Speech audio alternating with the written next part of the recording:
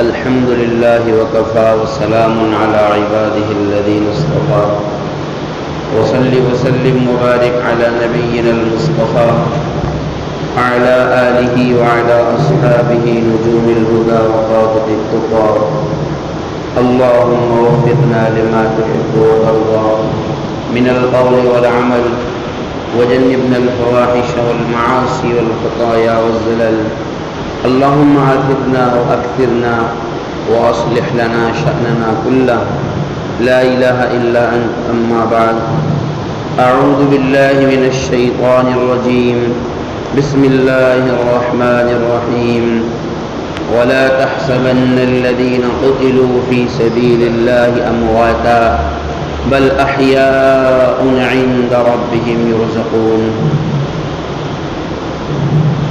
وقال النبي صلى الله عليه وسلم لوددت أني أقتل في سبيل الله ثم أحيا ثم أقتل ثم أحيا ثم أقتل أو كما قال النبي صلى الله عليه وسلم. میرے معزز بزرگوں، دینی ایمانی بھائیوں، عزیز دوستوں، اللہ رب ذوالجلال نے قرآن کریم میں ارشاد فرمایا هو الذي أرسل رسوله بالهدى ودين الحق ليظهره على الدين كله ولو كره الكافرون. کہ اللہ تعالی نے محمد الرسول اللہ صلی اللہ علیہ وسلم کو ہدایت اور دین حق لے کر کے بھیجا ہے، اور یہ دین اس لیے آیا کہ سارے دین مغلوب ہوں گے اور محمد صلی اللہ علیہ وسلم کا دین غالب ہوگا. سارے دین منسوخ ہوں گے اور محمد صلی اللہ علیہ وسلم کا دین ناسخ ہوگا. یعنی پوری دنیا میں ایک نظام قائم کیا جائے گا، پوری دنیا میں ایک قانون کا نافذ کیا جائے گا. وہ قانون وہ ہوگا جو اللہ تبارک و تعالی حضرت محمد مصطفیٰ صلی اللہ علیہ وسلم کی زبانی قرآن کریم کی شکل میں یا احادیث کی شکل میں لوگوں کے سامنے پیش کریں گے. اس لیے کہ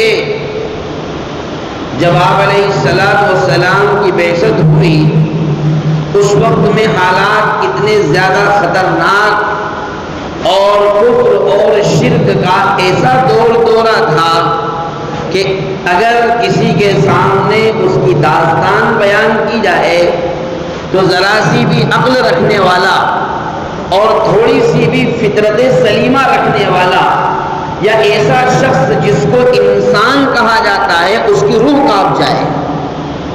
اس کے کان اس وقت کے حالات کو برداشت نہیں کر سکتا، نہیں سن سکتا.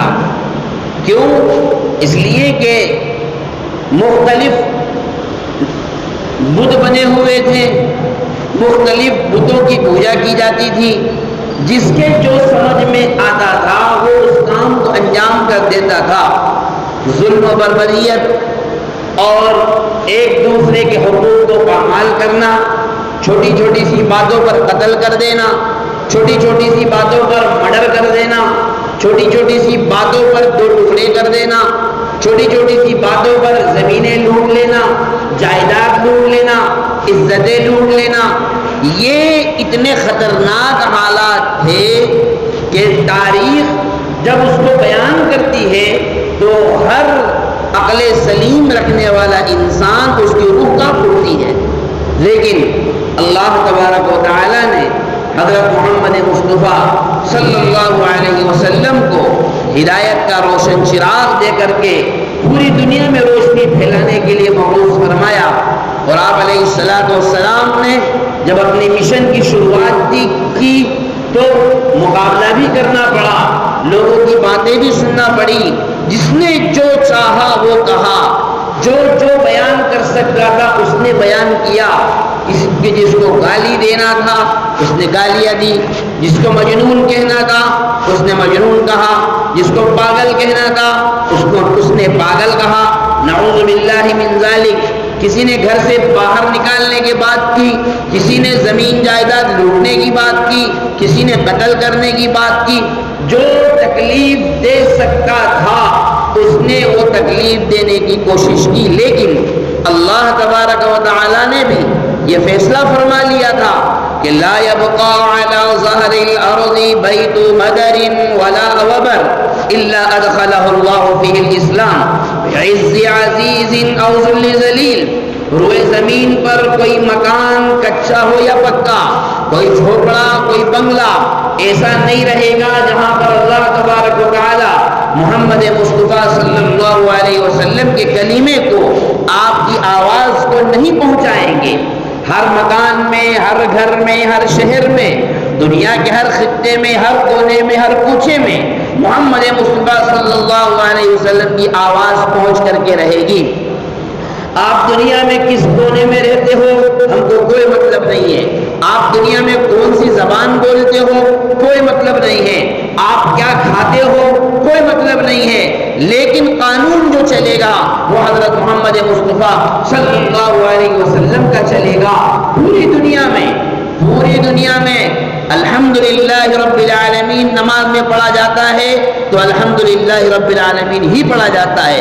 دیکھا آپ نے کبھی کہ کوئی الحمد پڑھتا ہے کوئی کچھ پڑھتا ہے نماز میں؟ نہیں، پورے ساری دنیا میں الحمد ہی پڑھا جائے گا۔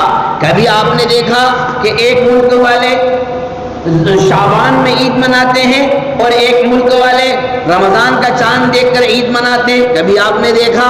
کبھی آپ نے یہ دیکھا کہ بقرہ عید کے موقع پر ایک ملک ایسا ہے جو محرم میں قربانی کرتا ہے، ایک ایسا ہے جو ربیع الاول میں قربانی کرتا ہے؟ بتائیے، نہیں، پوری دنیا کے اندر ایک نظام ہے، ایک سسٹم ہے، ایک اللہ کا دیا ہوا دین ہے، اس کا جو شیڈیول، جو نظام، جو اصول، جو قانون اللہ کی طرف سے طے کر دی گئی ہے، اب قیامت تک اس نے ایسا ہی رہنا ہے اور دنیا کی کوئی طاقت اس کو بدل نہیں سکتی۔ اور ایسا نہیں ہے کہ بدلنے کی کوششیں نہیں کی گئی، یہ کوششیں پہلے دن سے جاری ہے۔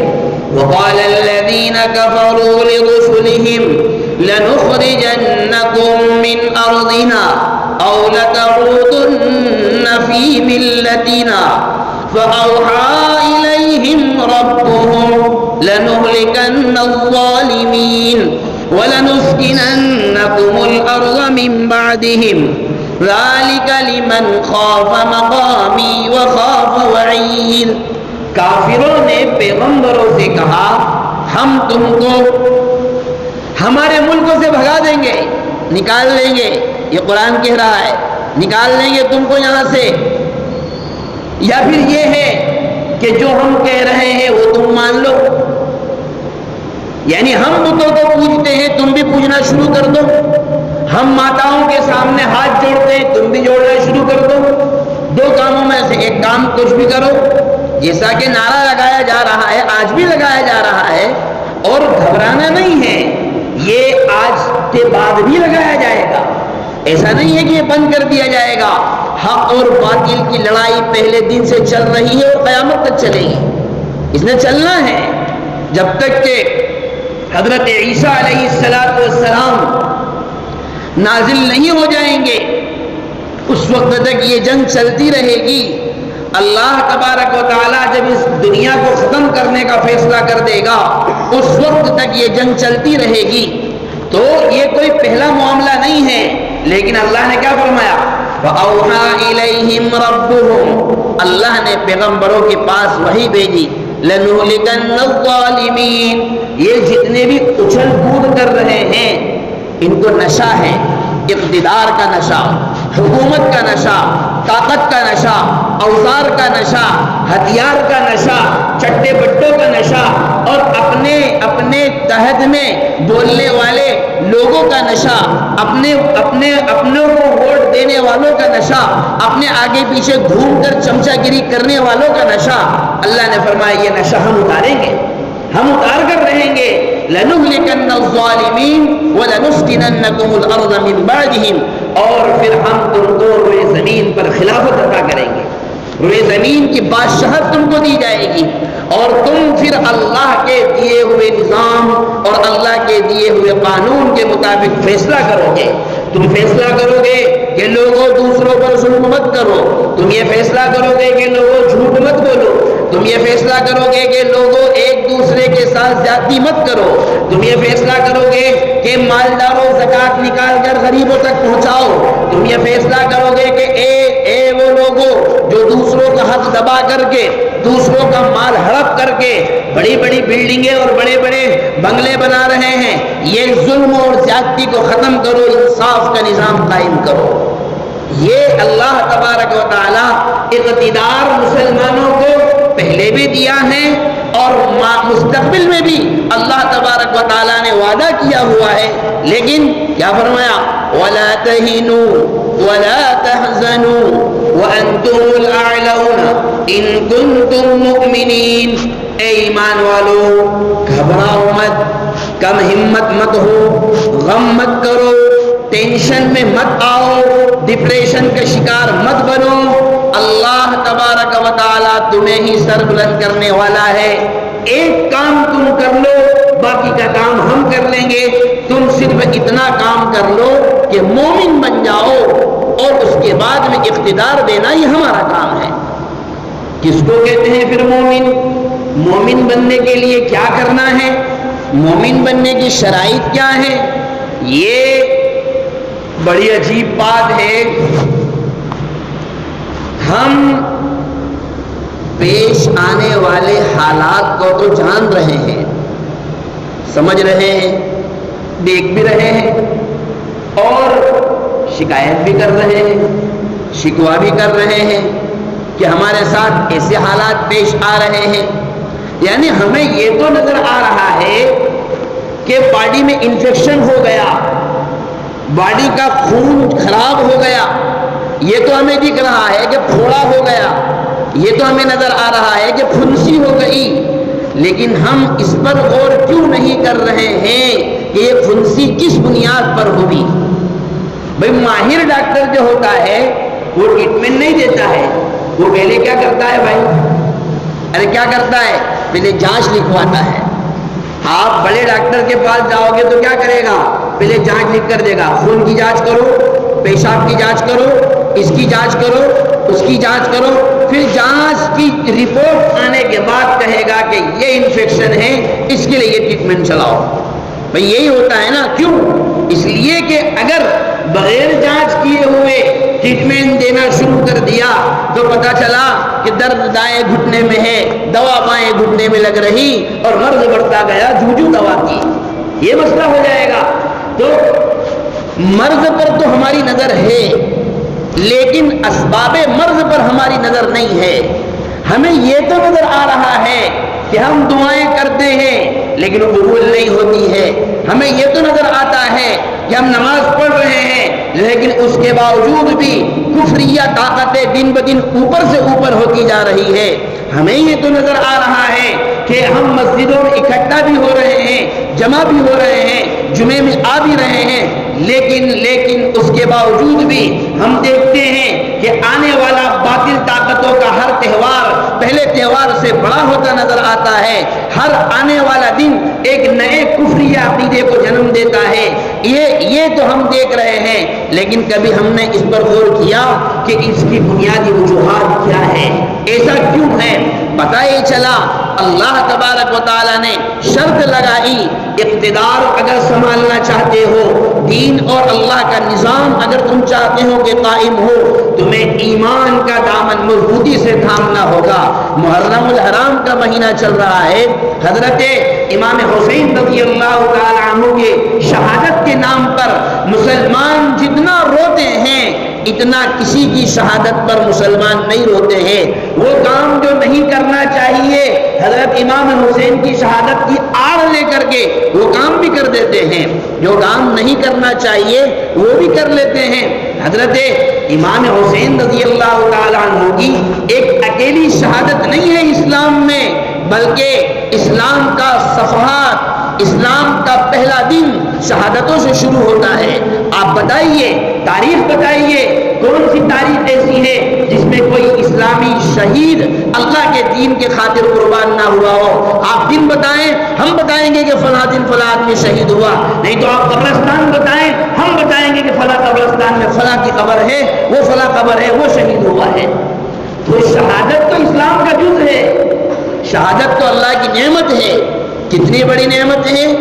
حضرت جناب رسول اللہ صلی اللہ علیہ وسلم فرماتے ہیں، میں چاہتا ہوں، میں چاہتا ہوں انی اقتل فی سبیل اللہ، اللہ کے راستے میں قتل کیا جاؤں، ثم احیا، پھر مجھے زندہ کیا جائے، ثم اقتل ثم احیا ثم اقتل، پھر زندہ کیا جاؤں، پھر شہید کیا جاؤں، پھر زندہ کیا جاؤں اور پھر شہید کیا جاؤں۔ یہ کون فرما رہے ہیں؟ حضرت جناب محمد رسول اللہ صلی اللہ علیہ وسلم فرما رہے ہیں۔ آپ کو پتا ہے اسلام میں سب سے پہلا شہید، سب سے پہلا خون حضرت جناب رسول اللہ صلی اللہ علیہ وسلم کی بعثت کے بعد سے سب سے پہلا خون جس شخصیت کا بہا کون ہے؟ حضرت زید ابن ابی حالہ رضی اللہ تعالی عنہ۔ یہ کون ہے؟ یہ حضرت خدیجہ رضی اللہ تعالی عنہا کے بیٹے ہیں، پہلے شوہر سے، یعنی رسول اللہ صلی اللہ علیہ وسلم کے سوتیلے بیٹے، جن کو ابو جہل نے کعبۃ اللہ میں شہید کر دیا تھا۔ سب سے پہلے شہید اسلام کی تاریخ میں، اور عورتوں میں سب سے پہلی شہیدہ حضرت سمیہ رضی اللہ تعالی عنہا ہے۔ اور نبی صلی اللہ علیہ وسلم کے زمانے میں سب سے اخیر میں شہید ہونے والے صحابی حضرت ربیعہ ہے، اور سب سے اخیر میں شہید ہونے والی صحابیہ آپ صلی اللہ علیہ وسلم کے دور میں حضرت عاتقہ ہے۔ کوئی شہادت اسلام میں کوئی نئی چیز نہیں ہے۔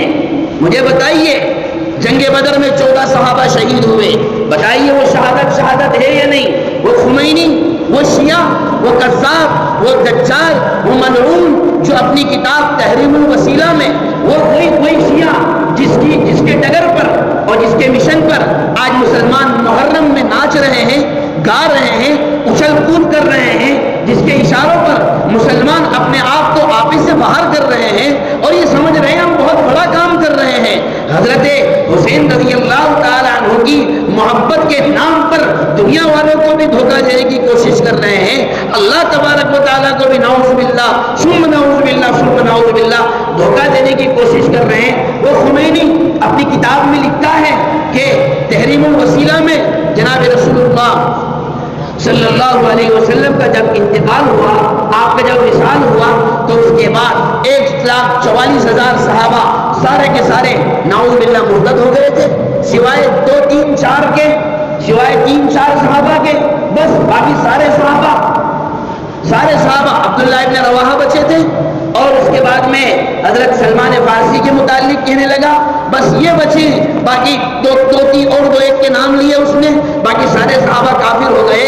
تو مجھے بتائیے اگر سارے صحابہ کافر ہو گئے تھے تو پھر یہ دین کیا کسی کی کیا خمینی تیرے باپ نے لا کر دیا ہے؟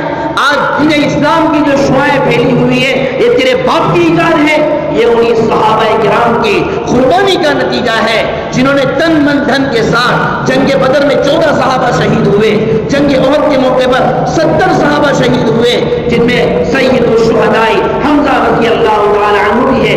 حنین کے معرکے میں 17 صحابہ شہید ہوئے، جبیر معونہ میں 70 صحابہ شہید ہوئے، خندق کے موقع پر 13 صحابہ شہید ہوئے، اور تبوک کے موقع پر اور 6 صحابہ شہید ہوئے، اور مختلف مقامات پر کل ملا کر جناب رسول اللہ صلی اللہ علیہ وسلم کی حیات میں آپ کی آنکھوں کے سامنے آپ کی موجودگی میں 256 صحابہ نے جام شہادت نوش کیا ہے۔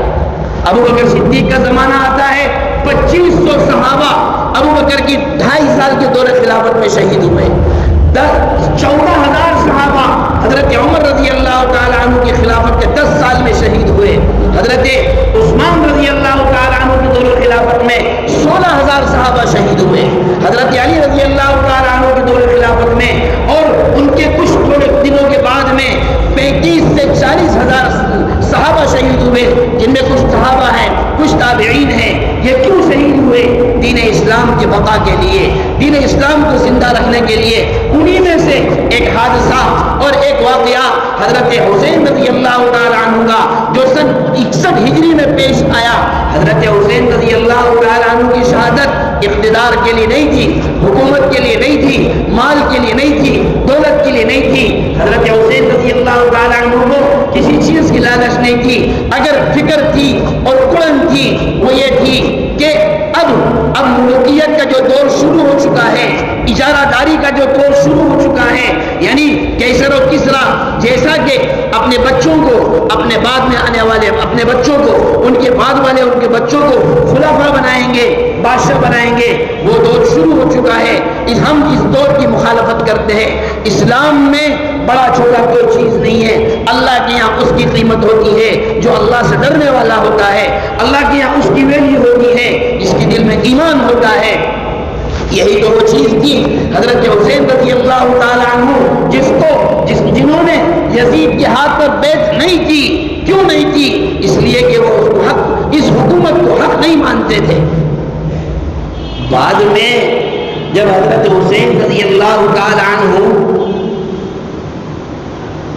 کوفہ پہنچے ہیں اور خود سے نہیں گئے تھے، خطوط بھیجے گئے تھے کوفہ والوں کی طرف سے. ایک تھیلا بھر کے خط آئے تھے، ایک تھیلا بھر کے. حضرت حسین رضی اللہ عنہ نے جانے کا ارادہ بھی کیا تو حضرت عبداللہ ابن عباس، عبداللہ ابن عمر، عبداللہ ابن زبیر اور کئی صحابہ نے حضرت حسین رضی اللہ تعالی عنہ سے کہا کہ دیکھیے آپ مت جائیے، یہ کوفی لوگ بڑے خطرناک ہیں، ان کی زبانیں کچھ کہتی ہے، ان کے دل میں کچھ اور ہوتا ہے. تو آپ نے حضرت مسلم بن عقیل کو بھیجا، وہاں جا کر کے صورتحال کا جائزہ لیا تو پتا چلا کہ فیلڈنگ پوری سیٹ ہے. یعنی وہاں کے لوگ چاہ رہے ہیں کہ حضرت حسین یہاں تشریف لائے، ہم کو دین سکھائے، ہمیں کلمہ سکھائے، ایمان سکھائے، نماز سکھائے، محمد رسول اللہ کی تعلیمات ہمیں سکھائے. تو مسلم بن عقیل نے وہاں سے خط لکھا کہ آپ تشریف لا سکتے ہیں، ماحول بہت اچھا ہے. حضرت حسین جب نکلے ہیں مکہ سے تو ادھر کا ماحول خراب کر دیا گیا، اس لیے کہ حضرت مسلم ابن عقیل کو شہید کر دیا گیا. جب حضرت حسین وہاں پہنچے ہیں تو سب سے پہلے حرب نامی ایک قائد آیا یزید کی طرف سے. حضرت حسین نے اس سے بات کی. 1000 آدمی، 1000 کا لشکر، ادھر حضرت حسین اور ان کے کچھ ساتھی ہیں. حضرت حسین نے سمجھایا کہ دیکھو میں اس مقصد کے تحت آیا ہوں. وہ 1000 کے 1000 لوگ مان گئے، لیکن جن کے دل میں بدمعاشی ہوتی ہے، عبداللہ ابن زیاد نے پھر ایک اور لشکر بھیجا جو ان سے بڑا لشکر تھا، اور وہ لشکر عمرو ابن سعد کی قیادت میں بھیجا. اور کوشش یہ کی گئی کہ حضرت حسین آگے نہ بڑھے جائیں. حضرت حسین رضی اللہ عنہ کہہ رہے ہیں کہ دیکھو یا تو مجھے یزید سے بات کرنے دو، یا میں واپس چلے جاؤں گا اپنے مکہ مکرمہ، اپنے شہر واپس چلے جاؤں گا، یا یزید سے بات کروں گا، یا اسلامی کی سلطنت کے کسی اور کونے میں چلا جاؤں گا، آپ مجھے بات کرنے دیں.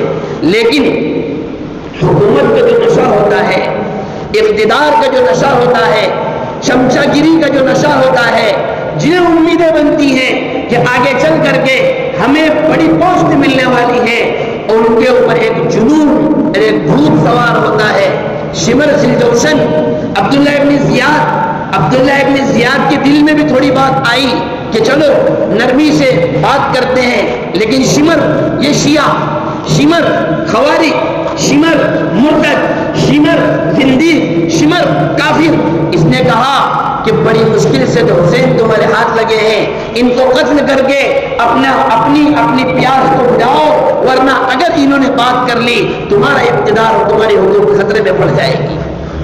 چمچا جو ہوتا ہے نا، چمچا، وہ واقعتاً چمچا ہی ہوتا ہے، کیونکہ اس کا کام کب تک رہتا ہے بھائی؟ جب تک دیگ میں سالن ہے، جب تک چمچا ہے. سالن ختم تو چمچے کو بھی نکال کر کے کیا کرتے ہیں؟ ارے آج تک دیکھا کسی نے کہ دیگ میں دیگ دھو رہے ہیں تو دیگ اور چمچا دونوں ایک ساتھ رکھتے ہیں؟ نہیں، اس کو ادھر پھینکو، اس کو ادھر پھینکو، ایسا ہی ہوتا ہے نا.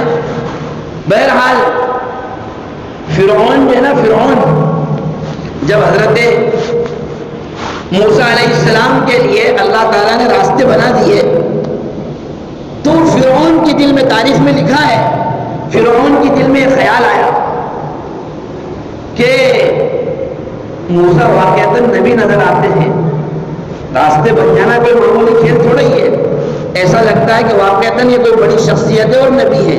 اس کے دل میں خیال آیا، لیکن اس کے ساتھ میں جو چمچا تھا حامان، اس نے کیا کہا، ارے بادشاہ سلامت، یہ کام مت کرنا، یہ جو راستے بنے ہیں یہ تو آپ کے لیے بنے ہیں، موسیٰ کے لیے تھوڑا ہی بنے ہیں، یہ تو آپ کی قدرت سے بنے ہیں، یہ تو آپ کی حکومت سے بنے ہیں۔ موسیٰ کو کون جانتا ہے یہاں پر؟ یہاں کا تو ذرہ ذرہ آپ کو جانتا ہے، ذرہ ذرہ آپ کو پہچانتا ہے۔ سمجھے بات؟ فرعون کی عمر اس وقت 550 سال تھی، 550 سال کا تجربہ۔ ارے کوئی تجربہ ہمارے یہاں 10 سال 20 سال 25 سال 50 سال کا تجربہ اگر کسی کو ہو جائے تو ہم کہتے ہیں کہ نہیں کہتے ہیں، ارے بیٹا جب سے تو اسکول میں جاتا تھا تیرے باپ کی جتنی عمر نہیں ہے اس سے زیادہ تو مجھے تجربہ ہے، کہتے ہیں کہ نہیں کہتے ہیں؟ تو فرعون کو 550 سال کا تجربہ تھا، تو کچھ تو موسیٰ علیہ السلام کے اندر اس نے دیکھا، لیکن اس چمچے نے حامان سے اپنے فرعون سے کہا نہیں نہیں، اپنوں کو ہتھیار نہیں ڈالنا ہے، آگے بڑھنا ہے، بس اس کے کہنے پر آگے بڑھ گیا۔ اللہ نے فرمایا فَغَشِيَهُم مِّنَ الْيَمِّ مَا غَشِيَهُم وَأَضَلَّ فِرْعَوْنُ قَوْمَهُ وَمَا هَدَىٰ۔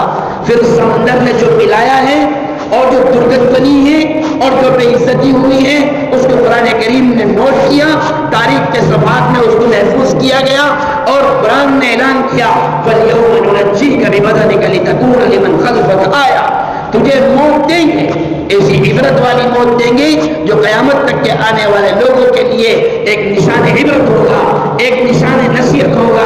لوگ تجھے دیکھیں گے تو یاد کریں گے کہ اللہ کے ساتھ بغاوت کرنے والوں کا انجام کیسا ہوتا ہے۔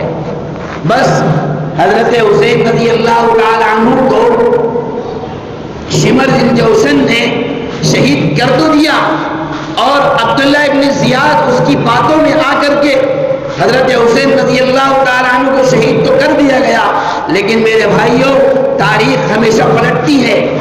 حضرت حسین رضی اللہ عنہ کا جب سر لایا گیا اور تخت پر رکھا گیا تو عبید اللہ ابن زیاد نے ایک لاٹھی سے حضرت حسین کے ہونٹوں پر مارنے کی کوشش کی یا مارا، تو ایک بوڑھے صحابی زید بن ارقم رضی اللہ تعالیٰ عنہ کہنے لگے او ظالم ارفع نصیبک، اپنی لاٹھی ہٹاؤ یہاں سے، اس لیے کہ اللہ کی قسم میں نے ان ہونٹوں کو محمد رسول اللہ صلی اللہ علیہ وسلم کو چومتے ہوئے دیکھا ہے۔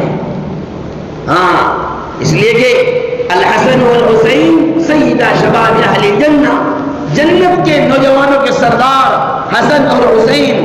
حضور نے کیا فرمایا؟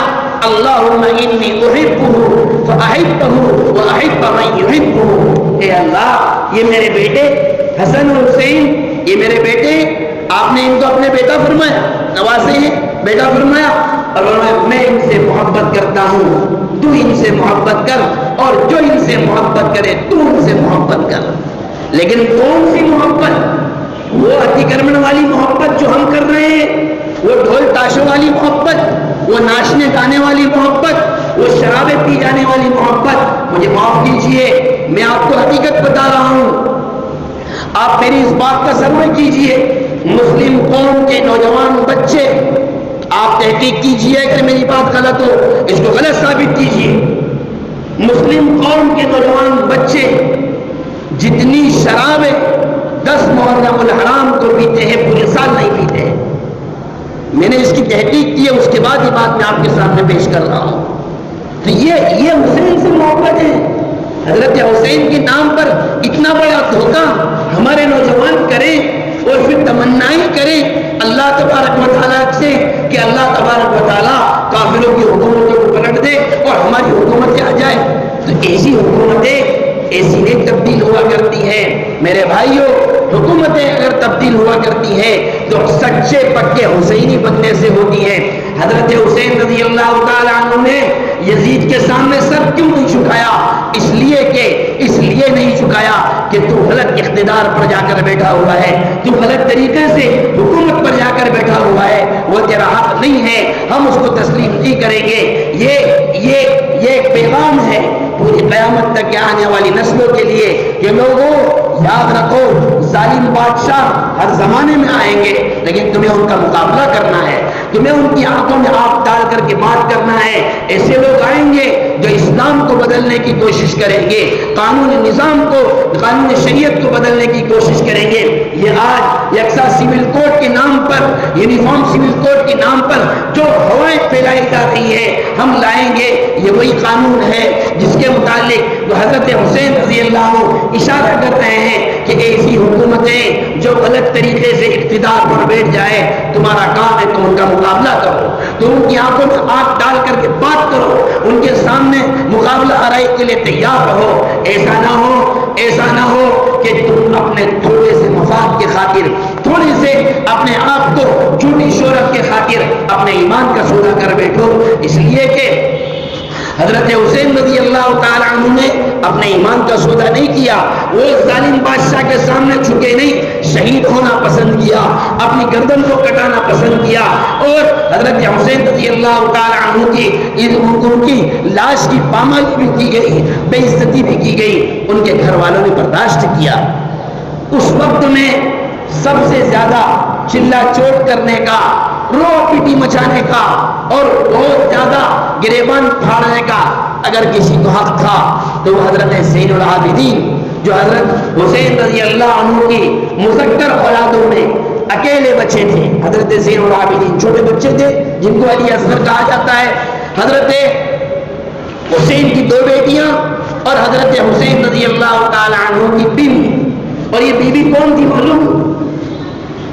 حضرت حسین رضی اللہ تعالی عنہ کی بیوی کون تھی؟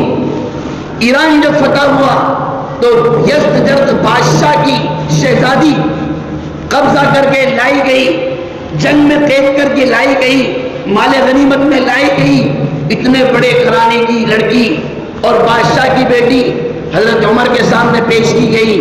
حضرت عمر کہنے لگے اگر یہ شہزادی ہے تو کیا ہوا، میرے پاس بھی شہزادہ موجود ہے۔ اس یزدجرد کی بادشاہ کی بیٹی سے حضرت حسین رضی اللہ تعالی عنہ کا نکاح کیا، اور حضرت علی اصغر زین العابدین اسی کے بیٹے تھے، اور اس لیے انہوں نے اپنی آنکھوں کے سامنے وہ منظر دیکھا۔ وہ رو سکتے تھے، چلا پکار کر سکتے تھے، لیکن نہیں کیا۔ کیوں؟ امت کو صبر کی تلقین کرنا ہے، امت کو پیغام دینا ہے کہ دین جو زندہ ہوتا ہے وہ قربانیوں کے بعد زندہ ہوتا ہے۔ خالی چلا پکار کرنے سے دین زندہ نہیں ہوتا ہے، خالی مارکیٹوں کو آباد کرنے سے اور مارکیٹوں میں گھوم پھر کر کے اور ہوٹلوں کو آباد کرنے سے دین زندہ نہیں ہوا کرتا ہے، رات بھر ہوٹلوں پر بیٹھنے سے دین زندہ نہیں ہوا کرتا ہے۔ وہ زندہ ہوتا ہے ایمانی جذبات کو پیدا کرنے سے، وہ زندہ ہوتا ہے ایمانی حرارت کو پیدا کرنے سے، وہ زندہ ہوتا ہے اپنے آپ کو پکا سچا مومن بنانے سے۔ اس لیے میرے بھائیوں، اللہ تبارک و تعالیٰ سے دعا کرے اللہ ہماری قوم کو صحیح سمجھ عطا فرمائے، اللہ ہم سب کو صحیح سمجھ عطا فرمائے۔ اپنے ایمان کی ہم فکر کریں، اپنے ایمان کی فکر کریں۔ ہم ہوٹلوں کو، مارکیٹوں کو رات بھر مارکیٹوں کو کھولنے میں لگے رہ گئے، ادھر دشمنوں نے ہمارے خلاف پلان تیار کر لیے، اب اس کو نافذ کرنے کی تیاری کر رہے ہیں۔